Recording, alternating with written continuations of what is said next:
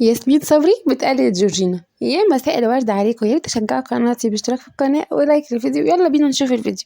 النهارده بقى ياسمين صبري منزلة صور ليها وهي في الملاهي في الرياض.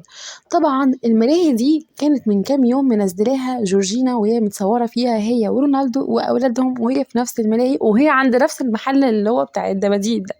فالنهارده بقى ياسمين صبري منزلة صور ليها وهي في نفس مدينة الألعاب دي، وكاتبة عليها أنا فزت بالدبدوب. عايزه اقول لكم ان ناس كتير جدا في الكومنتات قالوا عليها انت كده بتقلدي جورجينا، انت بتقلدي جورجينا، انت احسن من جورجينا، لا جورجينا احسن. كومنتات كتير جدا جدا وانتقادات وسلبيات وايجابيات في الكومنتات كتير كتير قوي. طبعا الناس قالت لا انت كده بتقلدي جورجينا.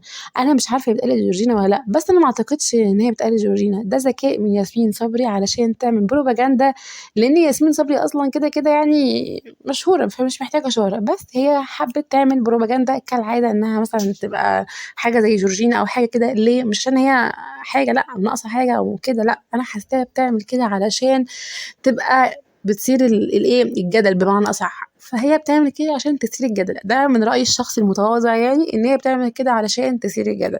فانتوا رايكم ايه؟ انتوا رايكم بتقلد جورجينا ولا لا؟ فانا هسيب لكم الكومنتات وهنشوف ياسمين صبري الفترة الجاية هتعمل ايه. طبعا عايزة اقول لكم ان ياسمين صبري وجورجينا كانوا مع بعض في نفس المهرجان في جوي اوورد في السعودية في موسم الرياض، وبرده كان في يعني جدل كبير جدا. طبعا كان اول مرة هما الاتنين يبقوا مع بعض في مكان واحد.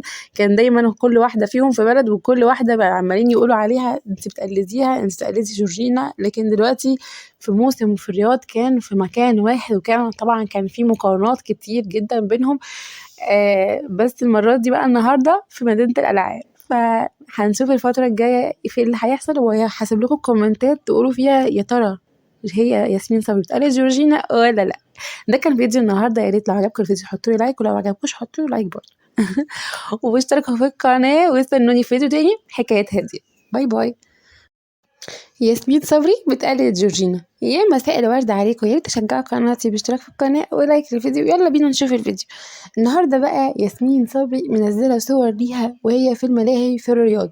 طبعا الملاهي دي كانت من كام يوم منزلاها جورجينا وهي متصورة فيها هي ورونالدو وأولادهم، وهي في نفس الملاهي وهي عند نفس المحل اللي هو بتاع